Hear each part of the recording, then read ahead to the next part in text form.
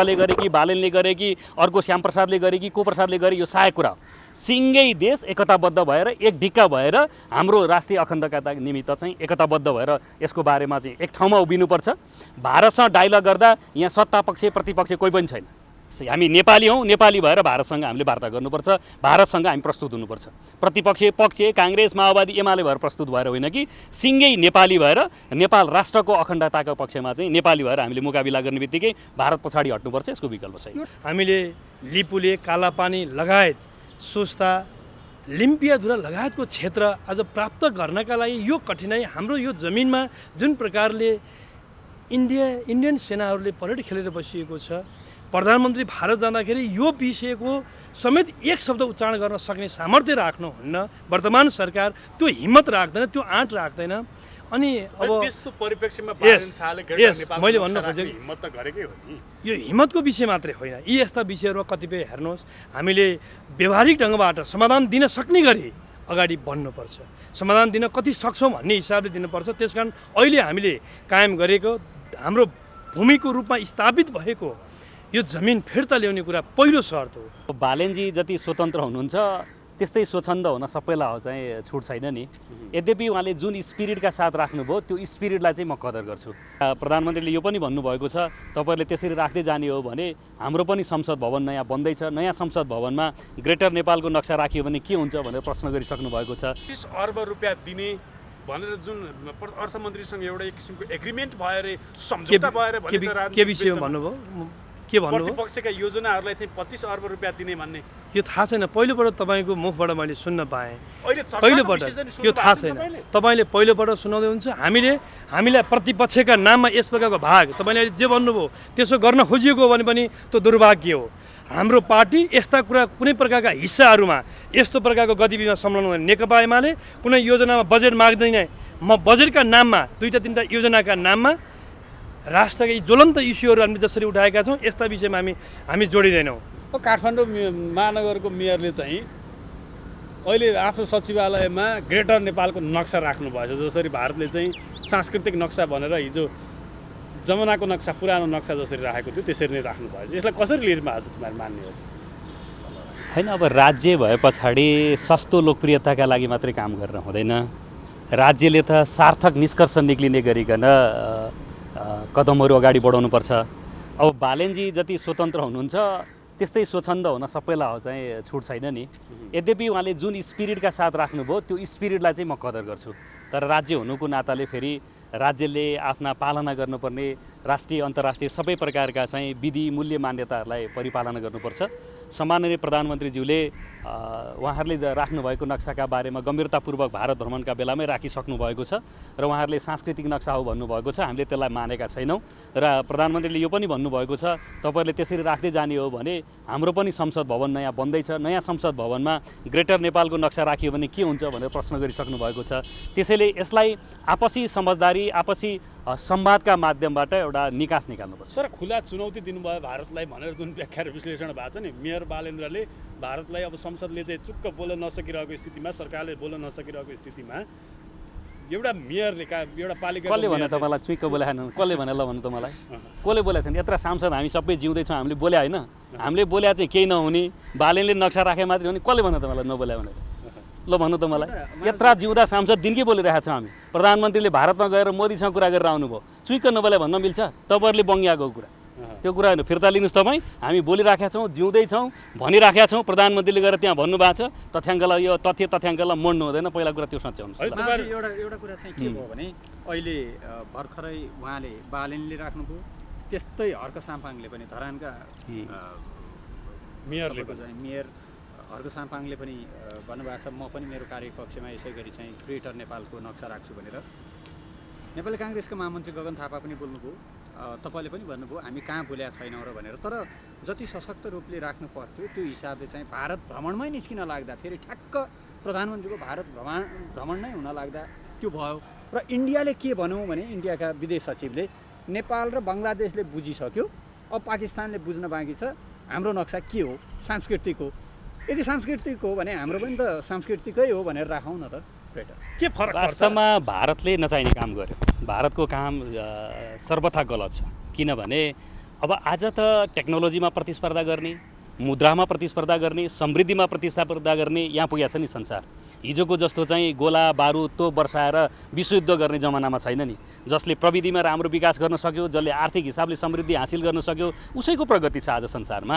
त्यसैले पुराना कुरामा जे अल्झिएर भारत बसिराखेको छ त्यो सर्वथा गलत छ। यदि भारत प्रगति उन्नतिको दिशामा जाने हो, विश्व बजारमा प्रतिस्पर्धामा आफूलाई खरो उतार्ने हो भने भारत यस्ता कुराहरूमा अल्मलिनु भनेको त्यो उसका लागि नोक्सानी हो। त्यसैले हाम्रो नेपाल आफैमा सार्वभौम राष्ट्र हो, यो कुरामा हामी तलमाथि केही हुनु हुँदैन। र यस कुरामा त म भन्न चाहन्छु कि हर्कले गरे कि बालेनले गरे कि अर्को श्यामप्रसादले गरे कि को प्रसादले गरे, यो सहायक कुरा हो। सिङ्गै देश एकताबद्ध भएर एक ढिक्का भएर हाम्रो राष्ट्रिय अखण्डता निमित्त चाहिँ एकताबद्ध भएर यसको बारेमा चाहिँ एक ठाउँमा उभिनुपर्छ। भारतसँग डायलग गर्दा यहाँ सत्तापक्ष प्रतिपक्ष कोही पनि छैन। हामी नेपाली हौँ, नेपाली भएर भारतसँग हामीले वार्ता गर्नुपर्छ, भारतसँग हामी प्रस्तुत हुनुपर्छ। प्रतिपक्ष पक्ष काङ्ग्रेस माओवादी एमाले भएर प्रस्तुत भएर होइन कि सिङ्गै नेपाली भएर नेपाल राष्ट्रको अखण्डताको पक्षमा चाहिँ नेपाली भएर हामीले मुकाबिला गर्ने बित्तिकै भारत पछाडि हट्नुपर्छ। यसको विकल्प छैन। एउटा सन्देश दिने कुरो हो क्या।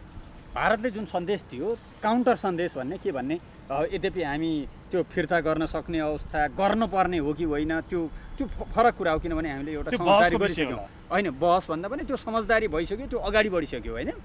तर उसले हाम्रा भूभाग समेटेर नक्सा जारी गर्छ भने हामीसँग पनि त इतिहासको विरासत त एउटा छ नि, गौरव गर्न लायक। नयाँ मेरो यसमा थप कुरा के छ भने सुन्नु न, मेन प्रश्न बाँकी छ। नयाँ बन्दै गरेको संसद भवनमा ग्रेटर नेपाल राखौँ भनेर दबाब दिनुहुन्छ तपाईँहरूले? भनिसक्यो त, हामीले भन्दा पहिला त प्रधानमन्त्रीले भनिसक्नुभयो भारतमा। अब किन बन्दै गरेको संसद भवन कुरिराख्ने? मेरो त भनाइ के छ भने मेयरहरूले आफ्ना कार्यकक्षमा होइन सबै नेपालीका घर घरमा राखौँ न राष्ट्रिय झन्डा फहराएको जस्तो एउटा दबाब त्यो होला नि। सन्देश दिने भए सबै नेपालीले घर घरमा ग्रेटर नेपालको चाहिँ नक्सा बनाएर टाँक्ने, ग्रेटर नेपालको चाहिँ नक्सा भएको टी सर्ट लगाएर हिँड्ने यो गर्मीमा, यो चाहिँ मतलब सबै स्थितिमा त्यो पो बढी दबावमूलक होला नि। त्यो गरौँ न ल। त्यसो भने म भोलि नै अर्को संसदमा ग्रेटर नेपालको नक्साको चाहिँ टी सर्ट लगाइदिएर आउन तयार छु। प्रधानमन्त्रीलाई कोर्टमा लाउनुहोस् भन्नु पर्यो। ठिक छ, सुरु गरौँ। सबै जनताले घर घरमा राख्न थाल्नु, एउटा कार्यकक्ष मात्र राखेर हुँदैन। फेरि पनि म भन्न चाहन्छु, भारतले जे गर्यो गलत गर्यो। यसले भारतको उन्नति प्रगति हित छँदै छैन। किनभने विश्व बजारमा प्रतिस्पर्धामा जानुपर्ने बेलामा पुराना कुराहरूमा अल्मलिएर नक्साका मात्रै कुरा विवाद गर्ने भनेको भारत विश्व बजारको प्रतिस्पर्धामा आफूलाई खरो लान सकिराखेको छैन भन्ने नै देखिन्छ। हाम्रा तर्फबाट कूटनैतिक ढङ्गले, राजनीतिक ढङ्गले सिङ्गो देश एकताबद्ध भएर नेपाली भएर भारतसँग वार्ता गर्नुपर्छ। धन्यवाद। पासा हो आइसक्नु भयो। मानिज्यू नमस्कार, यहाँलाई स्वागत छ। हस्, नमस्कार। अब यो संसदमा बजेटको विषय, नक्साको विषय, आज फेरि जलहरीको विषय, अनेकन विषयहरू उठिरहेछ होइन, छलफलको क्रममा छ, क्रिया प्रतिक्रियाको क्रममा छ। अब यही क्रममा हिजो मात्रै बालेन शाहले आफ्नो सचिवालयमा ग्रेटर नेपालको नक्सा भित्तामा टाँस्नु भएछ। यसले खुला चुनौती भारतलाई भयो भनेर भनिरहेछन्। तपाईँहरू प्रतिपक्षले के देखिरहनु भएको छ? बालेन शाहले खुला चुनौती दिनुभयो भारतलाई। बालेन शाहको प्रतिपक्ष होइन, हामी संसदको प्रतिपक्ष हौँ। यो विषयमा उहाँको प्रसङ्गसँग उहाँले के गर्नुभयो, कसो गर्नुभयो, यो सबै कुराको जवाब भन्ने भन्दा पनि नेपालको आफ्नो भूमि, हामी आज जुन भूमिको हामीले हाम्रो दावा गरिरहेका छौँ त्यो भूमि पहिला फिर्ता गर्न पर्यो।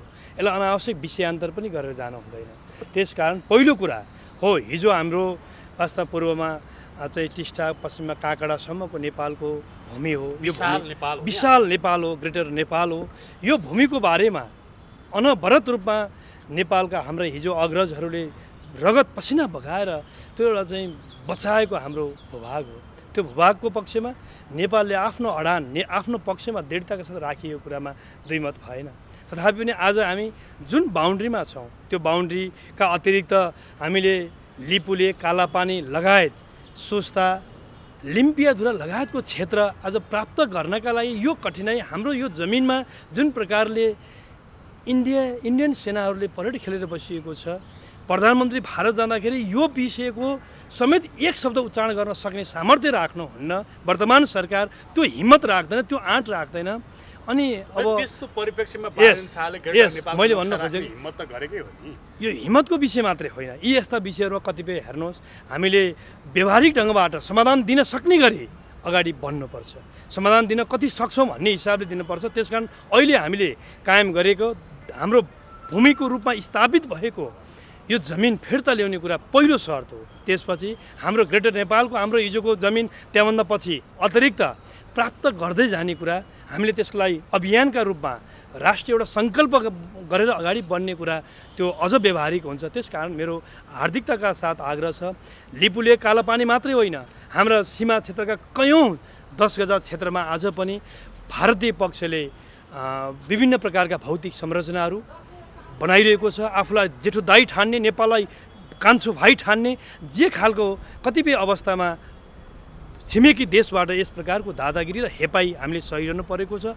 हो, यस्ता कुराहरूमा कूटनैतिक तहबाट हाम्रो सरकार जब हामी औपचारिक भ्रमणमा जान्छौँ, यस्तो अवस्थामा यस्तो बेलामा यस्ता विषयहरूलाई छिनोफानो गर्न पर्थ्यो। तर मिठो भोजन मात्रैमा हामी रणभुल्ल परेर फर्किने जे एउटा अवस्था भयो, यो एउटा दुःखद पक्ष हो। त्यसकारण एउटा नक्सा कसले कहाँ के बनायो भन्ने विषयमा, के प्रस्तुत गर्यो भन्ने विषयमा बहस जाने भन्दा पनि आज हाम्रो जे स्थापित हाम्रो बााउन्ड्री हो, हाम्रो जे जमिन हो, यो जमिन हामीले चाहिँ पाउने कुरा र सीमा क्षेत्रमा आज पनि हाम्रा नेपाली नागरिकले जसरी कयौँ प्रकारले चाहिँ छिमेकीहरूबाट दुःख, यातना, पीडा, हेपाई, थिजाइ बेहोर्नु परेको छ, त्यो अन्त्य हुन पर्यो।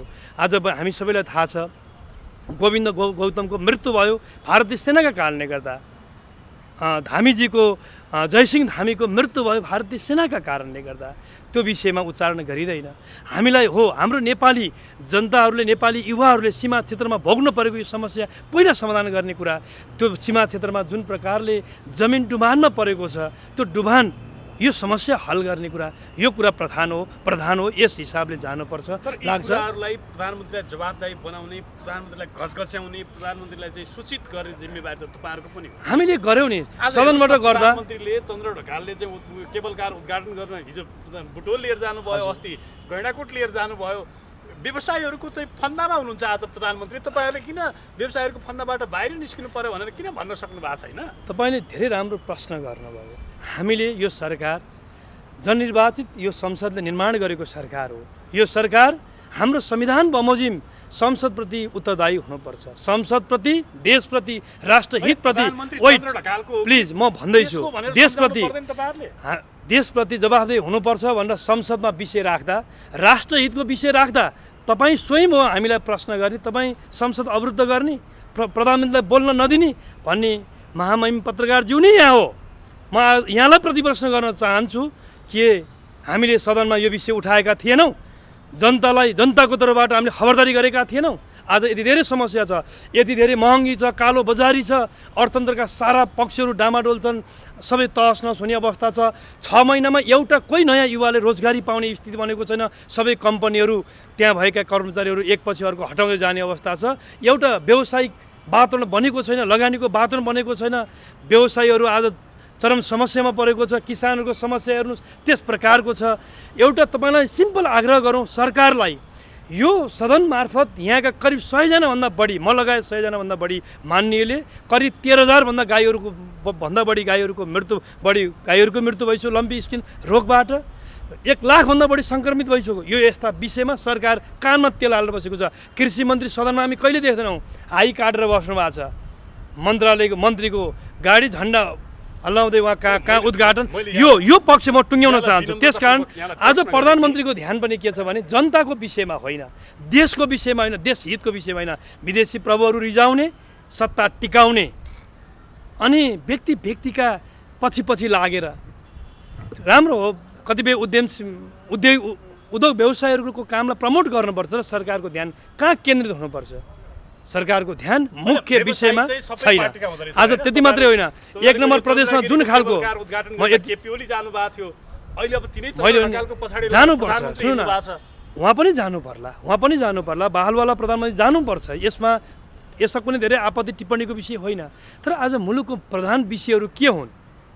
कोशी आगो बलिरहेको छ, नेकपा एमालेका नेताहरूमाथि एकपछि अर्को आक्रमणको निशाना बनाइएको छ। हिजो एमालेका नेता, संसदीय दलका उपनेतामाथि आक्रमण गरियो। तपाईँलाई म भन्न चाहन्छु, कुनै समयमा कोशी राजधानी निर्माण गर्ने त्यो प्रस्ताव संसदबाट पारित 2/3 पारित गर्दै गर्दा त्यसको प्रस्तावक नेकपा एमालेका संसदीय दलका उपनेता त्यहाँको रामराई हुनुहुन्थ्यो, त्यसको समर्थक माओवादीका नेता हुनुहुन्थ्यो, समर्थक काङ्ग्रेसको नेता हुनुहुन्थ्यो। अनि पछि जब 2/3 हो, तर एमालेको कमजोरी के हो? काङ्ग्रेस, माओवादी, एमाले संयुक्त रूपमा छलफल गरेर प्रस्ताव र समर्थक बसेर त्यो प्रस्ताव पारित गर्ने, कोशीको राजधानी टुङ्ग्याउने, अनि भोलिपल्टदेखि सरकारको केन्द्रमा सरकारको नेतृत्व माओवादीले गर्ने, अनि तल माओवादीका कार्यकर्तालाई परिचालन गरी एमालेका नेताहरूमाथि निशाना बनाउने कि एमालेका नेता कार्यकर्ताहरू यो देशका विभिन्न ठाउँहरूमा आन्तरिक कार्यक्रममा हिँडुल गर्न पाउने अधिकार छैन? हामी सोध्न चाहन्छौँ सरकारलाई, आज पनि यो प्रश्न गऱ्यौँ। त्यसकारण म आग्रह गर्न चाहन्छु, यस प्रकारको अशान्ति देशलाई द्वन्द्वमा लानका लागि पहिचानका नाममा, जातीयताका नाममा, साम्प्रदायिकताका नाममा जे खेती गर्न खोजिएको छ, यो वर्तमान सरकारको नेतृत्वमा यसको सम्माननीय प्रधानमन्त्रीले यसको जिम्मा लिनुपर्छ, यसको जवाफदेही उहाँ हुनुपर्छ। तर उहाँ यी सबै कुराबाट बेखबर भएर उहाँ कतै केबल कार चढेर हिँडिरहनु भएको छ। यो सुहाइरहेको छैन। यहीँबाट के देखिन्छ भने देशप्रति यो देशको वर्तमान सरकार कति जिम्मेवार छ। यही बजेटबाट हेर्नुहोस्, यो देशलाई निकास दिने गरी विकास समृद्धि र चाहिँ सुशासनको पथमा हिँडाउनका लागि यो बजेटले के बाटो निर्माण गरेको छ यहाँलाई थाहा छ। त्यस कारणले गर्दा म भन्न चाहन्छु, मेरो आग्रह छ, हामी सरकारलाई फेरि पनि भन्न चाहन्छौँ, किसानका समस्या, युवाहरूका बेरोजगारीको समस्या, विभिन्न देशका विभिन्न ठाउँमा भइरहेका चाहिँ हिंसात्मक घटनाहरू, यी तमाम पक्षहरूमा सरकारले आफूलाई एउटा चाहिँ स्ट्रेन्थका साथ अगाडि बढोस्, त्यसमा हामी सघाउ गर्न तयार छौँ भनेका छौँ। तर सरकार लाचार बनिरहेको छ, सरकार अनदेखा गरिरहेको छ, सरकार देशको समस्याप्रति बेखबर छ। त्यसकारण यो सरकारको विकल्प प्रमुख हो, किनभने यो सरकार जति लम्बिँदै जान्छ त्यति नै यो देशका जनताहरू, 3 करोड नेपाली जनताले दुःख पाउने, देश अँध्यारो पथमा अगाडि बढ्ने, अर्थतन्त्रको सङ्कटहरू झन् मौलाउँदै झाँगिँदै जाने यो खतरा देखिन्छ। त्यस कारणले गर्दा यो सरकारको नेतृत्व सहमति जुटेको, अब प्रतिपक्ष पनि एक ठाउँमा आएको सत्ता पक्षसँग हामीले यो विषयमा छलफल गरिरहेका छौँ। यसमा हाम्रो प्रश्न अडान्छ, हामीले कुनै सहमति हुँदैन। स्पिडमा पहिला तपाईँहरूले चाहिँ हङ्गामा गरिरहनु भएको थियो संसदभित्र, जसरी आवाज मुखरित गरिरहनु भएको थियो, त्यो त अहिले देखिँदैन। होइन, हामीले आफ्ना विचारहरू, विषयहरू, हाम्रा असहमतिका सबै विषयहरू हाम्रा संसद दलका नेता पूर्व प्रधानमन्त्री सामान्य केपी शर्मा ओलीले धेरै विषय राख्नु, त्यसपछि हामी क्रमशः हामी प्रत्येक दिन छलफलमा भाग लिइरहेका छौँ। छलफलमा भाग लिएका हाम्रा विषयहरू त यहाँहरूले 25 अर्ब रुपियाँ दिने भनेर जुन अर्थमन्त्रीसँग एउटा एक किसिमको एग्रिमेन्ट भयो रे, सम्झौता भयो रे भन्छ, के विषयमा भन्नुभयो, के भन्नुभयो? प्रतिपक्षका योजनाहरूलाई चाहिँ 25 अर्ब रुपियाँ दिने भन्ने यो थाहा छैन। पहिलोपल्ट तपाईँको मुखबाट मैले सुन्न पाएँ, अहिले पहिलोपल्ट यो थाहा छैन। तपाईँले पहिलोपल्ट सुनाउँदै हुन्छ। हामीलाई प्रतिपक्षका नाममा यस प्रकारको भाग, तपाईँले जे भन्नुभयो त्यसो गर्न खोजिएको हो भने पनि त्यो दुर्भाग्य हो। हाम्रो पार्टी यस्ता कुरा कुनै प्रकारका हिस्साहरूमा यस्तो प्रकारको गतिविधिमा संलग्न हुने नेकपा एमाले कुनै योजनामा बजेट माग्दैन। म बजेटका नाममा 2-3 योजनाका नाममा राष्ट्रका यी ज्वलन्त इस्युहरू हामीले जसरी उठाएका छौँ, यस्ता विषयमा हामी जोडिँदैनौँ। त्यसकारण म भन्न चाहन्छु, सत्तापक्षले यस्तो मैले त पहिलोपल्ट सुने तपाईँहरूको मुखबाट, यस्तो होला जस्तो हुन्छ जस्तो पनि लाग्दैन। यस्तो गर्न खोजेको हो भने पनि त्यो बेठिक कुरा हो। र एमाले, म अहिले पनि भन्न चाहन्छु, नेकपा एमाले यो बजेटका अन्तर्वस्तुका विषयमा, नीति तथा कार्यक्रमका अन्तर्वस्तुका विषयमा हामीले हाम्रा कन्सर्नहरूलाई जस्ता राखेका छौँ। यही हिसाबले अगाडि बढ्छौँ। छलफलमा हामी सहभागी भइरहेका छौँ र सरकारलाई के भनेका छौँ, हामीले दिएका सुझावहरू, हामीले राखेका दृष्टिकोण धारणाहरूलाई तपाईँहरूले ग्रहण गर्नुहोस्, बजेटलाई अझ व्यवस्थित बनाउनुहोस्, अलिक फराकिलो बनाउनुहोस्, सिङ्गो देशलाई समेट्न सक्ने त्यो योग्यता बजेट मार्फत प्रदर्शन गर्नुहोस्, हामीले आग्रह गरेका छौँ। हस्, धन्यवाद। नमस्कार। हस्, धन्यवाद। मान्यजी नमस्कार, यहाँलाई स्वागत छ। धन्यवाद। अब यो बजेटको विषयमा त यावत रूपमा छलफल भइरहेको छ। यो सरकार पक्षबाटै विभिन्न राजनीतिक दलहरूले चाहिँ अहिले बजेटको विषयमा असन्तुष्टि जाहेर गरेका छन्। तपाईँहरू प्रतिपक्षमा हुनुहुन्छ, तपाईँहरूको नजरबाट कसरी हेर्नु? अब खास गरी बजेटको बारेमा औपचारिक रूपमा मैले हिजो आफ्नो धारणा सार्वजनिक पनि गरेको छु र यो बजेट चाहिँ एकदमै असन्तुलित र एउटा आर्थिक मान्यता विपरीत आएको हामीले चाहिँ अनुभूति गरेका छौँ। किनकि जुन प्री बजेटमा जुन छलफल भएका कुराहरू अनि राष्ट्रपतिज्यूले चाहिँ नि प्रस्तुत गर्नुभएको नीति तथा कार्यक्रम र अर्थमन्त्रीज्यूले चाहिँ नि प्रस्तुत गर्नुभएको बजेटमा चाहिँ सामञ्जस्यता छैन। अब राष्ट्रपतिज्यूले प्रस्तुत गर्नुभएकोमा चाहिँ सायद अब प्रधानमन्त्रीज्यूले चाहिँ बनाउनु भएको चाहिँ नि नीति तथा कार्यक्रम होला, त्यसमा चाहिँ समाजवाद उन्मुख भन्ने कुराहरू केही उल्लेख गरिएका छन्। तर फेरि अर्थमन्त्रीज्यूले प्रस्तुत गर्नुभएको बजेट चाहिँ एकदम पुँजीवाद केन्द्रित बजेट छ। त्यसले गर्दाखेरिमा यो एकदमै प्रधानमन्त्री कार्यालय र अर्थ मन्त्रालय बिच पनि एउटा सामञ्जस्यता नभएको चाहिँ अवस्था देखिन्छ। अब प्रतिपक्षको त कुरै छोडौँ, सत्ता पक्षबाट पनि वास्तवमा यो बजेटको चाहिँ नि सत्ता पक्षका चाहिँ मान्य सांसदहरूले पनि यसको विरोध गर्नुभएको छ। खास गरी प्रधानमन्त्रीज्यूकै पार्टीका सांसदहरूले यो समाजवाद उन्मुख बजेट भएन भनेर भन्नुभएको छ। नेपाली काङ्ग्रेसका चाहिँ मान्य सांसदहरूले यो बजेट कार्यान्वयन हुने कुरामा चाहिँ आशंका व्यक्त गर्नुभएको छ। भनेदेखि अब हामीले प्रमुख प्रतिपक्षको तर्फबाट पनि यो बजेट पहिलो कुरा त यो कार्यान्वयन हुनै सक्दैन। दोस्रो कुरा चाहिँ तपाईँले हेर्नुहुन्छ भनेदेखि अब खास गरी भन्नलाई चाहिँ नि चालु बजेट चालु खर्च चाहिँ घटाउने र पुँजीगत खर्च चाहिँ बढाउने भनेर जुन आएको थियो, चालु खर्च चाहिँ के भन्दाखेरिमा चाहिँ बढाएर पुँजीगत खर्च चाहिँ घटाइएको छ। त्यसले गर्दाखेरिमा यो बजेट चाहिँ एउटा आश्वासन छ। यो बजेटले चाहिँ वर्तमान नेपालको चाहिँ एउटा आर्थिक समस्या हो त्यसलाई समाधान गर्नको लागि यो बजेट सक्षम छैन। आश्वासनको पुलिन्दा मात्रै भयो बजेट। यो आश्वासनको पुलिन्दा हो, यो कार्यान्वयन हुन सक्दैन। नागरिकता यो विधेयकका विषयमा प्रतिपक्ष सरकार पक्ष सबैलाई यति बेला जनताले कठघरामा खडा गरेको स्थिति छ। विशेष गरी प्रतिपक्षले पहिला नै प्रस्ताव गरेको जुन प्रावधानहरू थियो त्यो प्रावधानहरूको विषयमा पनि अहिले प्रतिपक्षले बोली फेरेको कारणले गर्दा प्रतिपक्ष समस्यामा परेको छ। के भइरहेछ बताउनुहोस् त। अब खास गरी नागरिकताको सन्दर्भमा प्रतिपक्ष सरकार पक्षभन्दा झन् थप जिम्मेवार भएर नागरिकहरूलाई नागरिकता दिनुपर्छ हैन, जसको चाहिँ नि बाबुआमा नेपाली हुन्, उनीहरूबाट जन्मेका बच्चाहरूलाई चाहिँ नि नागरिकता दिनुपर्छ भन्ने कुरा हामीले भन्दै आएका हौँ। र तर संसदलाई छलेर गैर संवैधानिक तरिकाबाट जुन तरिकाबाट चाहिँ नि राष्ट्रपतिज्यूलाई उचालेर यो नागरिकताको चाहिँ विधेयक पास गर्न लगाइयो, यसले चाहिँ संसदको एउटा अधिकार हनन भयो।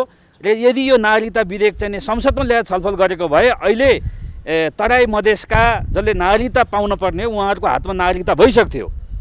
तर यो गलत काम गरेको कारणले यो सरकारको चाहिँ कमजोरी हो। किन सरकारले चाहिँ के भन्दाखेरिमा संसदलाई छलेर चाहिँ जुन राष्ट्रपतिलाई उक्साएर यो काम गर्यो, त्यसले गर्दाखेरिमा यो त सरकारको कमजोरी भन्ने कुरो त सम्मानित सर्वोच्च अदालतको निर्णयमा पनि देखिसक्यो नि त। सरकारले गलत काम गरेको रहेछ भनेर त्यहाँ स्टे अर्डर आइसक्यो। त्यसले सरकारको कारणले गर्दा आज जसले नागरिकता पाउनुपर्ने हो नागरिकता पाइराख्नु भएको छैन। हाम्रो स्पष्ट माग छ, यो नागरिकता विधेयक संसदमा ल्याउनुपर्छ, यहाँ छलफल गराउनुपर्छ। हामी फास्ट ट्र्याकमा यसलाई चाहिँ पारित गरेर अगाडि बढाउनको लागि प्रतिपक्ष तयार छ। हस्, समय दिनुभयो यहाँलाई धेरै धेरै धन्यवाद यहाँलाई पनि। गर्नलाई भोट दिँदैनौँ, सरकार छाड्नुपर्ने अवस्था आए छाड्छौँ होइन। अब यो विभिन्न किसिमको रिपोर्टहरू आइरहेछ होइन। रातो किताबहरू अहिले हामीले हेर्न पाएको छैन, तर सरसर्ती मैले पनि त्यहाँ हेर्दाखेरि विशेष गरेर भौतिक पूर्वाधार मन्त्रालयमा 2-4वटा जिल्लामा योजनाहरू केन्द्रित भएको भन्ने कुरा सुन्नमा आएको छ। र कतिपय योजनाहरू चाहिँ तपाईँको लाइन मिनिस्ट्रीबाट पास भएको, त्यो चेन्ज भएको भन्ने कुराहरू पनि सुनेको छ। अब कति भएको छ 2-4वटा थप घटमा धेरै असर पर्दैन त्यसले, तर अत्यन्तै धेरै भयो भने चाहिँ यो विचारलाई स्वाभाविक रूपमा यो सरकारले पूर्ण विचार गर्नुपर्छ। किनभने एउटा हाम्रो पूर्वाधार खर्च गर्न हामीलाई गाह्रो भइरहेछ। त्यसैले पूर्वाधार को विकास सबै 2-4वटा जिल्लामा हाले भने त्यो खर्च पनि हुँदैन होइन, त्यो समस्याहरू पनि आउन सक्छ। र अरू जिल्लामा त्यहाँ जिल्ला डिभिजन कार्यालयले के औँला हल्लाएर बस्ने कुरो पनि आएन होइन। तर ठ्याक्कै अब उहाँहरूले र विभिन्न मिडिया रिपोर्टमा आएका कुराहरू सत्य हो भने त यो बजेटमा त पूर्ण विचार गर्न स्वाभाविक पर्छ। किनभने उहाँहरूको मात्र होइन, हाम्रो जिल्लामा पनि अथवा हाम्रो काङ्ग्रेस पार्टीका सांसदहरू जितेको ठाउँ क्षेत्रहरूमा पनि त्यही किसिमको परिस्थिति हुन सक्छ। 165 कुरा भयो। तर होइन त्यसै हाम्रो चलन के छ, प्रचलन कस्तो छ भने हामीले बजेट नीति तथा कार्यक्रममा पनि कुरा गऱ्यौँ, यता गऱ्यौँ उता गऱ्यौँ, तर कमा र फुल स्टप पनि चेन्ज भएन। यसमा पनि यो कराउनु मात्रै हो त, का कराउँदै जान्छ, त्यो किन सुक्दै जान्छ भने जस्तो हो। तर त्यो परिवर्तन त हुँदैन, सरकार पो खतरामा पर्यो भन्ने कुरो क्या होइन। सरकार खतरामा पर्यो कि परेन त्यो भने अर्को कुरा, तर अर्थमन्त्री र यो सरकारले रोस्टमबाट बोल्दाखेरि उहाँहरूले योभन्दा पहिलाका सरकारहरूले फाइनेन्सियल डिसिप्लिन मेन्टेन गरेन भन्ने कुरा गर्नुभएको छ। त्यसलाई हामीले समर्थन गरेका छौँ र अहिले पुँजीगत खर्च घटाउने भन्ने कुरा गर्नुभएको छ र सबै साझेदार दलहरूले नै समर्थन नगर्दा भोट नगर्दा पक्षमा सरकार खतरामा पर्यो भन्ने प्रश्न हो कि मेरो। होइन, अब नगर्यो भने त खतरामा भइहाल्छ नि। त्यसैले केही न केही अब साँच्ची नै यही कुरा हो भने साँच्ची नै प्रधान माधव नेपालको पार्टी उपेन्द्र यादवको पार्टीले पनि यो कुरा यो कडा रूपमा उपस्थित उहाँहरू भएको छ भने केही न केही परिवर्तन गर्नु पर्यो। हस्, धन्यवाद।